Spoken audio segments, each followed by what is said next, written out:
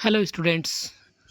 आज की क्लास में हम लोग देखेंगे डायबिटीज़ मेलिटस, जिसको आम भाषा में हम लोग शुगर की बीमारी बोलते हैं। तो आज जानेंगे समझेंगे कि डायबिटीज़ मेलिटस होता क्या है, क्या उसकी परिभाषा है, किस तरीके से होता है, क्या उसका ट्रीटमेंट है, क्या उसका इलाज है, किस तरीके से उसका रोकथाम कर सकते हैं। तो आज पूरा डायबिटीज़ मेलिटस के बारे में हम लोग समझेंगे एक एक चीज़। तो चलिए शुरू करते हैं डायबिटीज़ मेलिटस के बारे में। क्या परिभाषा कहता है, डायबिटीज़ मेलिटस होता क्या है, जिसको हम भाषा में शुगर की बीमारी बोलते हैं। डायबिटीज़ मेलिटस एक क्रोनिक लंबे समय तक चलने वाली मेटाबॉलिक डिसऑर्डर है। अब हम लोग समझते हैं कि क्रोनिक का मतलब क्या है। तो क्रोनिक का मतलब ब्रैकेट में जैसे कि लिखा है, लंबे समय तक चलने वाले। क्रोनिक उसको बोलते हैं जो लंबे समय तक कोई डिजीज़ चले, कोई बीमारी हो, उसको क्रोनिक डिजीज़ बोलते हैं। तो डायबिटीज़ मेलिटस जो बीमारी है वो एक लंबे समय तक चलने वाली बीमारी है जो मेटाबॉलिक डिसऑर्डर से होता है, जिसमें ब्लड में शुगर लेवल बढ़ जाता है। जब शुगर लेवल बढ़ जाता है तो इंसुलिन की कमी हो जाती है या इंसुलिन ठीक तरीके से काम नहीं कर पाता है। इसी प्रोसेस को, इसी प्रक्रिया को हम लोग डायबिटीज़ मेलिटस बोलते हैं, या बोलते हैं कि शुगर हो गया है या डायबिटीज़ हो गया है। अब डायबिटीज़ कितने प्रकार का होता है वो देख लेते हैं। तो टाइप ऑफ डायबिटीज़ मेनली 3 प्रकार का होता है। कौन कौन सा? तो पहला है टाइप 1 डायबिटीज़ मेलिटस। अब टाइप 1 डायबिटीज़ मेलिटस में क्या होता है? तो टाइप 1 डायबिटीज़ मेलिटस में इसमें होता है कि इसमें पैनक्रियाज जो होता है, पैनक्रियाज क्या है? तो बॉडी का एक ऑर्गन है जिसमें पैनक्रियाज से इंसुलिन बनता है। ठीक, तो इसमें पैनक्रियाज इंसुलिन बनाना बंद कर देता है। डायबिटीज़ 1 में, टाइप 1 डायबिटीज़ मेलिटस में, इसको शॉर्ट में डीएम भी बोलते हैं, टाइप 1 डीएम। तो उसमें क्या होता है कि पैनक्रियाज इंसुलिन बनाना बंद कर देता है। उसके बाद ऑटो इम्यून डिजीज़ जो है, ऑटो इम्यून डिजीज़, बॉडी की इम्यून सिस्टम पैनक्रियाज के इंसुलिन बनाने वाले सेल्स को डैमेज कर देते हैं। जब इंसुलिन बनाने वाली सेल्स यानी कोशिका जब डैमेज हो जाएगी तो ऑटो इम्यून डिजीज़ होगा, मतलब कि इम्यून सिस्टम प्रॉपर तरीके से काम नहीं करेगा। यूजुअली ये बच्चों में और युवा में, एडल्ट में होता है। टाइप 1 आपका जो डायबिटीज़ मेलिटस है, टाइप 1 डिजीज़ में इंसुलिन का इंजेक्शन लेना पड़ता है, कंपलसरी है। टाइप 1 के डायबिटीज़ मेलिटस में इंजेक्शन लेना कंपलसरी होता है। अब देखते हैं टाइप 2 क्या है। टाइप 2 डायबिटीज़ मेलिटस में शरीर इंसुलिन बना तो लेता है, पर या तो कम बनाता है या सेल्स इंसुलिन का रिस्पॉन्स नहीं देते, यानी कि इंसुलिन रेजिस्टेंस हो जाता है। मतलब कि इंसुलिन या तो बनता है लेकिन बहुत कम बनता है, या रिस्पॉन्स नहीं देते इंसुलिन, उसको डायबिटीज़ टाइप 2 मेलिटस बोलते हैं। ज़्यादातर ये एडल्ट लोगों में ही होता है। इसके क्या क्या रिस्क फैक्टर हैं, क्या होता है इसमें? तो मोटापा होता है, फिजिकल एक्टिविटी, दौड़ भाग, योगा, एक्सरसाइज, मेडिटेशन ये लोग कम करते हैं, इसकी वजह से होता है। अनहेल्दी डाइट, जैसे कि फास्ट फूड, बाहर का खाना आजकल ट्रेंड हो गया है। उसके बाद जेनेटिक फैक्टर कुछ होते हैं जो कि टाइप 2 डायबिटीज़ मेलिटस को ऑकर करते हैं। टाइप 3 में हम लोग देखेंगे कि जेस्टेशनल डायबिटीज़ मेलिटस क्या होता है, जिसको शॉर्ट में जीडीएम कहते हैं। ये प्रेगनेंसी के दौरान महिलाओं में ज़्यादातर होता है।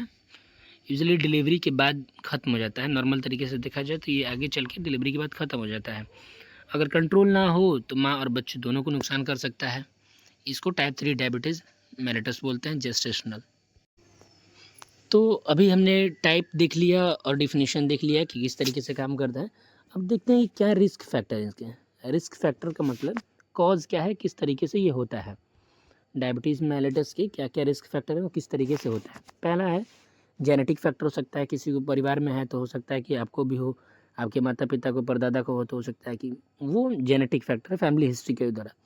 दूसरा पॉइंट है ओबेसिटी, बहुत ज़्यादा फैट है, मोटापा है तो हो सकता है डायबिटीज़ होता है। फिजिकल इनएक्टिविटी, हम दिन भर कोई बैठे रहते हैं, कोई फिजिकल एक्टिविटी नहीं है, काम नहीं करते हैं, तो डायबिटीज़ मेलिटस हो सकता है। पुअर डाइट, ज़्यादा प्रोसेस्ड फूड या शुगरी ड्रिंक्स लेते हैं, जैसे कि चिप्स, कुरकुरे या पैकेट वाले ज़्यादा फूड्स या फास्ट फूड खाना।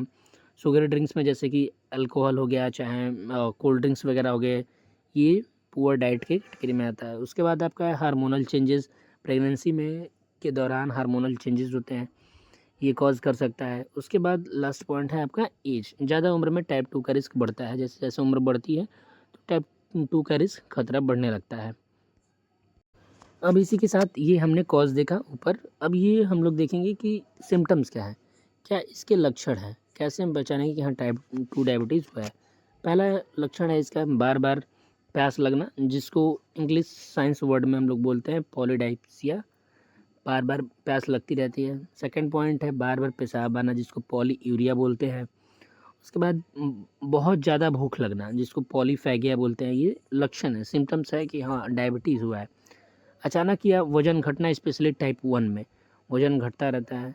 उसके बाद दृष्टि धुंधली होना, यानी कि आई साइट वीक होना, कमज़ोर होना। ये कुछ कॉमन लक्षण हैं जिससे कि आप पहचान सकते हैं कि हाँ उस पेशेंट को डायबिटीज़ हुआ है। इसके बाद आगे जो इसका सिम्टम्स है, जैसे कि थकान महसूस होना, जख्म है जो कोई घाव है वो धीरे धीरे भरना, स्किन इन्फेक्शन का बार बार होना, ये सारे सिम्टम्स और लक्षण हैं कि आपको डायबिटीज़ मेलिटस है। अब हमने सिम्टम्स देख लिया है, अब आगे हम लोग देखेंगे कि डायग्नोसिस क्या होता है, डायग्नोसिस किस तरीके से होता है डायबिटीज़ मेलिटस का, क्या क्या हम डायग्नोसिस कराते हैं।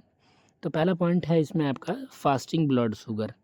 फास्टिंग ब्लड शुगर क्या होता है? फास्टिंग ब्लड शुगर का मतलब कि खाली पेट हम लोग उसमें जांच कराते हैं, तो उसका 126 mg/dl आता है। कितनी उसकी कितना लेवल रहता है उसका वो बताता है। पोस्ट प्रेंडियल ब्लड शुगर क्या होता है? तो भोजन के बाद जो हम जांच कराते हैं, डायग्नोसिस कराते हैं। रैंडम ब्लड शुगर का मतलब कि कभी भी कराते हैं, खाना खा रहे हैं चाहे ना रहे हैं, वो अचानक कभी भी होता है, तो क्या सिम्टम्स निकल के आता है। HbA1c टेस्ट होता है, जो कि नॉर्मल वैल्यू है 6.5 से कम रहना चाहिए, और ये हर 3 महीने का एवरेज शुगर लेवल शो करता है। अब थोड़ा सा आगे हम लोग जानेंगे इसके बारे में डिटेल्स में कि HbA1c टेस्ट होता क्या है। उसके बाद अगला पॉइंट है ओरल ग्लूकोज टॉलरेंस टेस्ट। ये क्या होता है इसके बारे में भी हम लोग आगे अभी जिक्र करेंगे।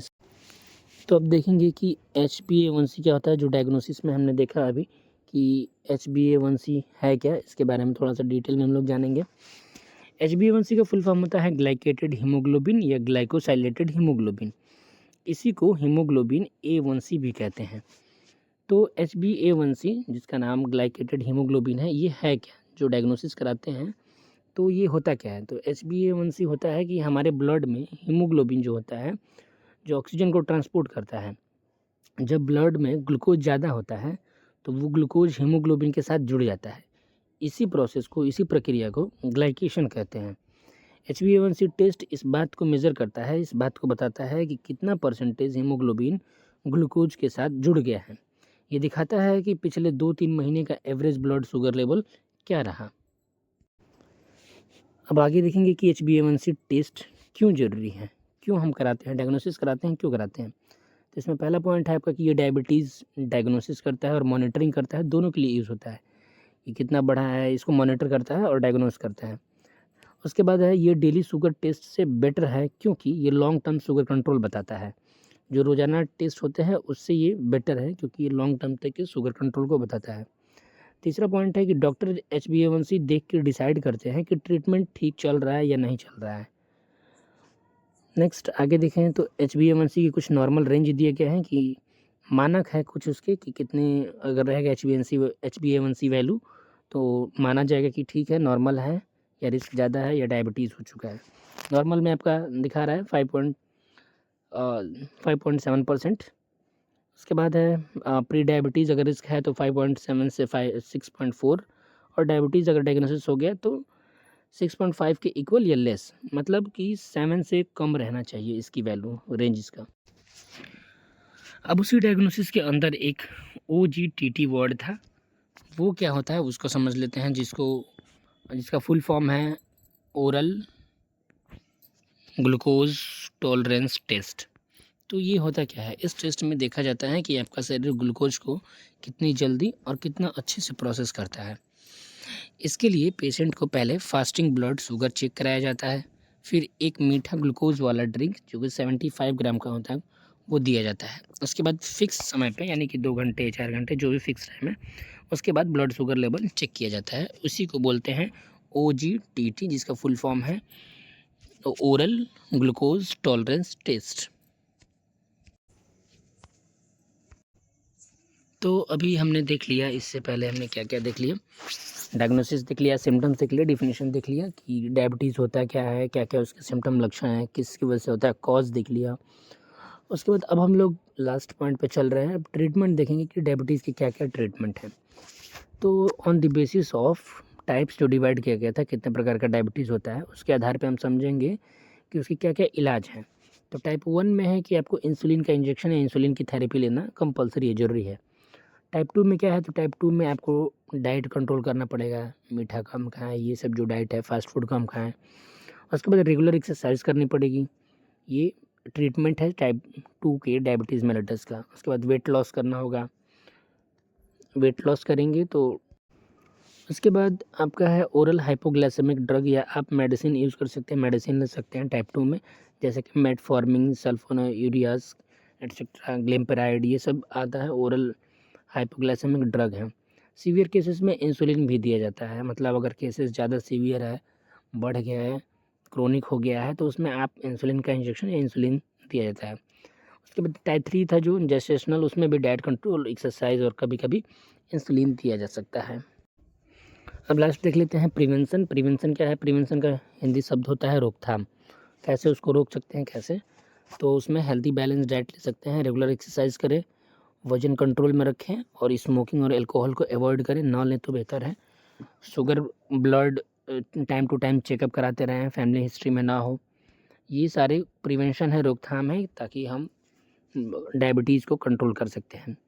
नीचे लास्ट में आपको इम्पोर्टेंट नोट दिया है कि डायबिटीज़ कंट्रोल करने के लिए डाइट प्लस लाइफस्टाइल मॉडिफिकेशन होना ज़रूरी है, प्लस में डॉक्टर की सलाह से दवाई लेना ज़रूरी है। अपने मन से ये नहीं कि कोई भी दवा ले ली, आप अपने अकॉर्डिंग दवा मतलब ना बदलें। ये कुछ इंपॉर्टेंट नोट थे, ये हमने आज डायबिटीज़ को लेकर के। तो आज का टॉपिक ख़त्म होता है यहीं पे। अभी हमने देख लिया कि डायबिटीज़ क्या होता है, शुगर, डायबिटीज़ कैसे होता है, क्या क्या कॉज हैं, उसके क्या लक्षण हैं, क्या ट्रीटमेंट है, क्या प्रिवेंशन है, कितने प्रकार का डायबिटीज़ होता है, इन सब चीज़ों के बारे में आज हमने जाना और समझा। तो आज का टॉपिक ख़त्म होता है। Thank you.